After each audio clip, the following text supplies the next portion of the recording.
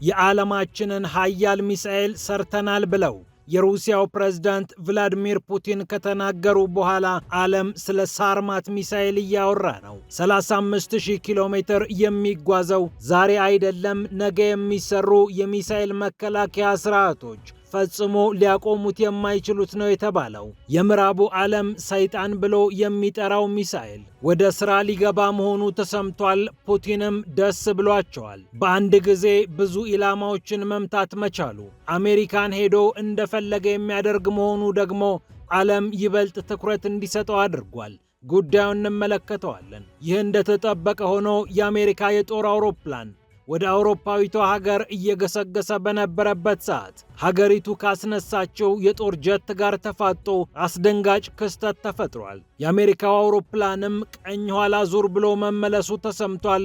ይህ ደግሞ የአውሮፓዊቷን ሀገር ዜጎች አስቆጥቷል። በኢራን ጦርነት ወቅት የአየር ክልሌን ድርሽ እንዳትሉበት ያለችው ይህች የአውሮፓ ሀገር የትራምፕን የቀውስ ፖሊሲ ለማስፈጸም 1 ኢንች አልሰጣችሁም ብላለች። ይህንንም ይዘናል። ወደ መካከለኛው ምስራቅ ጉዳይ ስናልፍ እስራኤልና ሂዝቦላህ አሁንም ተኩሳቸውን ቀጥለዋል። ሂዝቦላህ ወደ እስራኤል ሮኬት መተኮሱን የእስራኤል ጦር አምኗል። ቴልአቪቭ በበኩሏ የሂዝቦላህ መሳሪያ ማከማቻዎችን አውድም ያለው እያለች ነው። ይህ እንዳለ ሆኖ ኢራቅ ጦሯን አንቀሳቅሳለች። የኢራቁ ጠቅላይ ሚኒስትር አዘው መከላከያ ሚኒስትሩ ተሰማርተው የታዘዘው ጦር እስራኤል በድብቅ መስርተዋለች ለተባለው የጦር ቤዝ ምላሽ ነው ተብሏል። በሺዎች የሚቆጠሩ ወታደሮች የኢራቅን ሉዓላዊነት እናስመልሳለን ብለው በእስራኤል ተይዘዋል የተባሉ አካባቢዎችን ለማስለቀቅ እየተንቀሳቀሱ መሆኑ ተነግሯል። ይህንንም ታገኛላችሁ። እንዲሁም የባርሴሎና እግር ኳስ ክለብ ኮከብ ላሚን ያማል የፍልስጤምን ባንዲራ ይዞ መታየቱ የእስራኤል ሚዲያዎችን አስቆጥቷል።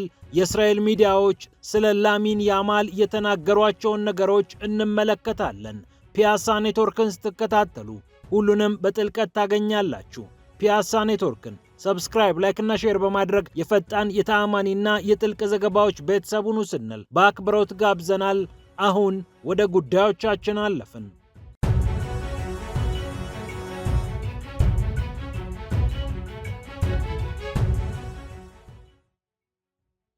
የዓለማችንን ታላቅ ሚሳኤል ሰርተናል ነው ያሉት የሩሲያው ፕሬዝዳንት ቭላዲሚር ፑቲን ይህንን ቃል ከአፋቸው ካወጡ በኋላ ዓለም ስለ ሳርማት ሚሳኤል እያወራ ይገኛል። ኒኩሌር ተሸክሞ መጓዝ የሚችለው ሳርማት ሚሳኤል በምዕራቡ ዓለም ሰይጣን የሚል ቅጽል ተሰጥቶታል። አህጉር ዘለል ባሊስቲክ ሚሳኤሉ በአንድ ጊዜ ብዙ ፈንጂዎችን ከውስጡ ፈልቅቆ በማውጣት ከባድ ጥፋት ማድረስ የሚችል ነው። አንድ ኢላማ ብቻ ሳይሆን ብዙ ኢላማዎችን በአንድ ጊዜ መምታት ይቻለዋል።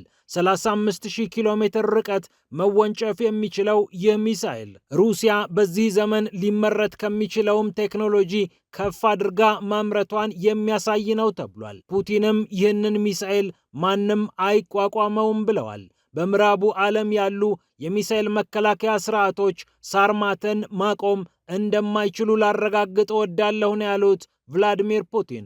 የስፑትኒክ ዘገባ ደግሞ እንዲህ ይላል። ምናልባት አሜሪካ ዛሬ ያላት አይደለም ነገ ያላት የአየር መከላከያ ስርዓትም ይህንን ሚሳኤል ማስቆም አይችልም። የአሜሪካው ፕሬዝዳንት ዶናልድ ትራምፕ ከግዙፍ ሚሳኤሎችና ከሌሎች ረቂቅ ቴክኖሎጂዎች ሊጋርደን ይችላል ብለው የመሰረቱት ጎልደን ዶም የአየርና የሚሳኤል መከላከያ ስርዓት ሳርማትን ማስቆም አይችልም ነው የተባለው። ዛሬ አይደለም ነገ የሚመረቱትም ሳርማትን ማስቆም አይችሉም ከተባለ ደግሞ ሩሲያ የሰማይ የበላይነት ያዘች ማለት ነው። የሳርማት ሚሳኤል ፕሮግራም ከ15 ዓመታት በፊት ነበር የተጀመረው። የተለያዩ ውጣ ውረዶችን አይቶ እዚህ ደርሷል። ከ2 ዓመት በፊት ሚሳኤሉ ተሞክሮ የነበረ ቢሆንም ብዙም ውጤታማ እንዳልነበር አልጀዚራ በዘገባው ይጠቅሳል። በሶቪየት ዘመን የተሰሩትን ቮዬቮዳ ሚሳኤሎችን ለመተካት ነበር የሳርማት ቴክኖሎጂ ያስፈለገው። 2018 ላይ ሳርማት የሚባል ሚሳኤል አለን ብለው ፑቲን ተገለጡ። በወቅቱ ፑቲን ከድምፅ ፍጥነት 27 እጥፍ መላቅ የሚችሉ ሚሳኤሎችን ያስተዋወቁበት ጊዜ ነበር። የሩሲያ የጦር ቴክኖሎጂ ከጊዜ ወደ ጊዜ ከፍ እያለ በሄደበት በዚህ ሰዓት ኦሬችኒክን ጨምሮ የተለያዩ ባለስቲክ ሚሳኤሎች ዓለምን ማነጋገራቸውን ቀጥለዋል። ኒውክሌር መሸከም የሚችሉ በዓለም የሚገኙ ሀገራትን እየተሽከረከሩ ማውደም ይቻላቸዋል የተባሉት እነዚህ ሚሳኤሎች የሩሲያ ጦር ትልቅ አቅም እንደሆኑ ዓለም ተመልክቷል። ኦሬሽኒክ ሚሳኤል እስከ 5000 ኪሎ ሜትር መወንጨፍ ይችላልና አውሮፓን በተለይ በልዩ ሁኔታ ማጥፋት እንደሚችል ይነገርለታል። ሳርማት ሚሳኤል ደግሞ ሲፈልግ አውሮፓን ሲያሻው አሜሪካን መምታት የሚችል ነው። ዓለምን እየዞረና እየተሽከረከረ ማውደም ይችላል የተባለው ሳርማት ፈረንጆቹ እያጋመሱት በሚገኘው 2026 የመጨረሻው ወራት ላይ ወደ ሥራ እንደሚገባ ይጠበቃል ተብሏል። ይህ እንደተጠበቀ ሆኖ ኦስትሪያና አሜሪካ ተፋጠዋል። የኦስትሪያ ጀት ከአሜሪካ የጦር አውሮፕላን ጋር ፊት ለፊት መጋፈጣቸው ነው የተሰማው። ቬናም ዝም አላለችም፣ በጉዳዩ ላይ መግለጫ ሰጥታበታለች። ፒሲ 12 የተባሉ የአሜሪካ የስለላ አውሮፕላኖች የቪየናን አየር ክልል ጥሰው ሲገሰግሱ ነበር። ቪየናም ዩሮፋይተር የተባሉትን የጦር ጀቶቿን አስነስታ ቀኝ ኋላ ዙር ብላ መመለሷ ነው የተሰማው። ያለምንም ፈቃድ እሁድና ሰኞ ዕለት የኦስትሪያን የአየር ክልል ጥሰዋል የተባሉት እነዚህ የጦር አውሮፕላኖች ወደ መጡበት እንዲመለሱ ተደርጓል ነው የተባለው። የኦስትሪያ የመከላከያ ሚኒስቴር ቃል አቀባይ የሆኑት ሚካኤል ባውር ናቸው ይህንን ጉዳይ ለመገናኛ ብዙሃን የተናገሩት። ዩሮፋይተር የጦር ጀቶቻችን አውሮፕላኖቹን ወደ ጀርመን እንዲመለሱ አድርገዋቸዋል ብለዋል። ይህን ተከትሎ ታዲያ የኦስትሪያ ዜጎች በማህበራዊ ሚዲያ ላይ እየወጡ መንግስታቸውን እየኮነኑ ይገኛሉ።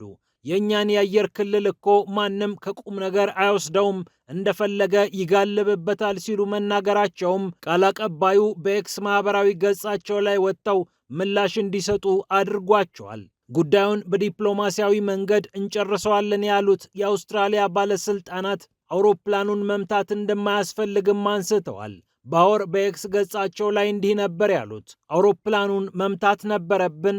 ይህንን ነው እያላችሁን ያላችሁት? ለምሳሌ በአንድ አውራ ጎዳና ላይ አንድ ተሽከርካሪ በፍጥነት እየሄደ ባለበት ሰዓት ፖሊስ መተኮስ አለበት ወይ? ይልቁኑ መኪናውን አስቁሞ መቅጣት ይችል የለ ወይ? በሚል ሁኔታውን በምሳሌ ለማስረዳት ሞክረዋል። ገለልተኛ የሆነ የውጭ ፖሊሲ በማራመድ የምትታወቀው ኦስትሪያ በተለይ በኢራኑ ጦርነት ወቅት እጄን አላስገባም ብላ እጇን እንደሰበሰበች ይታወቃል። እኛ የትራምፕ የቀውስ ፖሊሲ አካል አይደለንም፣ ያ ፖሊሲ በእኛ ምድር 1 ኢንች መሬት አይኖረውም ብለው ነበር አንድሪያ ባብለር የተባሉ የሀገሪቱ ከፍተኛ ባለስልጣን።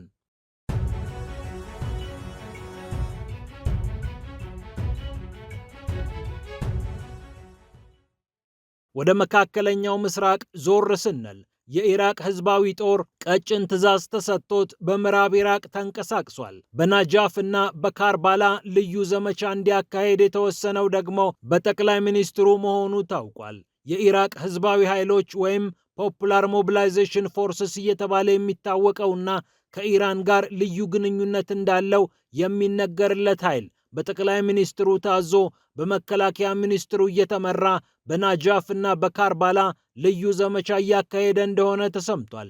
በረሃውን የማጽዳትና የኢራቅን ሉዓላዊነት ማስመለስ ደግሞ የዘመቻው አካል እንደሆነ ተነግሯል። የኢራቅ ጦር አዛዥ ሌተናንት ጀነራል አብዱል አሚር ያራላህም ዘመቻውን ከፊት ሆነው እያስተባበሩ እንደሆነ ተነግሯል። በበረሃው እስከ 70 ኪሎ ሜትር በጥልቀት በመግባት ልዩ የአሰሳ ስራ እየሰራ ነው የተባለው የኢራቅ ህዝባዊ ኃይል እንዲንቀሳቀስ የተደረገው የኢራቅ ህዝብ ቁጣውን ካሰማ በኋላ ነው። እስራኤል በምዕራባዊው የኢራቅ ክፍል ባለው በረሃ የጦር ቤዝ በሚስጥር ገንብታለች። ኮማንዶዎቿን የምታሰማራበት በኢራን የጦር ጀቶቿ ቢመቱ የማጓጓዝ ሥራ የምትሰራበትን ልዩ የጦር ቤዝ አቋቁማለች። በሚስጥርም ስትመራው ነበር ተብሏል። ይህን ዘገባ ተከትሎ በኢራቅ ከፍተኛ ቁጣ ተቀስቅሷል። ለዚህም ነው የኢራቅ ህዝባዊ ኃይል ወደ አካባቢው እንዲሰማራ የተደረገው ተብሏል። ኢራቅ በግላጭ አዎ የእስራኤል የጦር ቤዝ እዚህ አለ ባትልም ዘመቻውን ማዘዟ ግን ምናልባት ይህ የጦር ቤዝ እንዳለ የሚያመላክት ነው ተብሏል።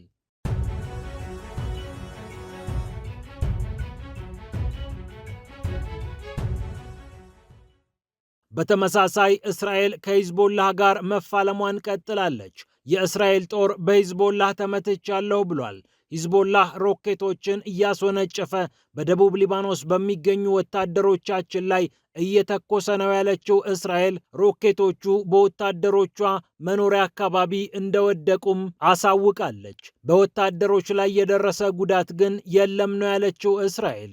ይህን ተከትሎ 40 የሚሆኑ የሂዝቦላህ ወታደራዊ ኢላማዎች ላይ እርምጃ ወስጃለሁ ስትልም አሳውቃለች። በ24 ሰዓታት ውስጥ 40 ኢላማዎችን ደብድቤያለሁ ያለችው እስራኤል የተለያዩ የጦር መሳሪያ ማከማቻዎችን፣ የሚሳኤልና የሮኬት ማስወንጨፊያዎችን በእሳት መትቻለሁ እያለች ነው። እስራኤል በደቡብ ሊባኖስ የምትፈጽመው ጥቃትም ተጠናክሮ ቀጥሏል።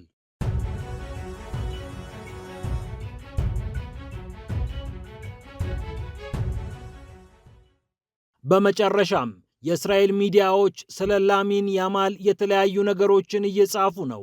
የባርሴሎና እግር ኳስ ቡድን ኮከብ የሆነው ላሚን ያማል ባርሴሎና የስፔን እግር ኳስ ውድድር ወይም ላሊጋ ሻምፒዮን መሆኑን ተከትሎ የፍልስጤምን ሰንደቅ ዓላማ አውጥቶ በአውቶቡስ ላይ ማውለብለቡ የሚታወቅ ነው። ታዲያ ይህ ጉዳይ መነጋገሪያ ሆኗል። የፍልስጤም ደጋፊዎች እሰየው አበጀ ሲሉ፣ የእስራኤል ሚዲያዎች ደግሞ እንዴት እንዲህ ይደረጋል ሲሉ ተሰምተዋል። የ18 ዓመቱ ላሚን ያማል የባርሴሎናን ድል ምክንያት በማድረግ በከተማይቱ ይንቀሳቀስ የነበረው አውቶቡስ ላይ ይህንን ማድረጉ ልክ አይደለም ነው የሚለው ቻናል 12። ቻናል 12 ይህንን በእግር ኳስ የተገኘ አጋጣሚ ፖለቲካዊ አቋሙን ለመግለጽ ተጠቅሞበታል ሲል ትችቱን አስቀምጧል። ሌሎቹ የክለባቸውን ስካርፍ እያደረጉ በሚታዩበት አጋጣሚ እርሱ ግን የፍልስጤምን ሰንደቅ ዓላማ ሊያውለበልብ የቻለው ሆን ብሎ ነው። ከገዛ የቡድን ጓደኞቹ ጋር እንኳን አንድ ሆኖ ደስታውን ማክበር አልፈለገም ብሏል።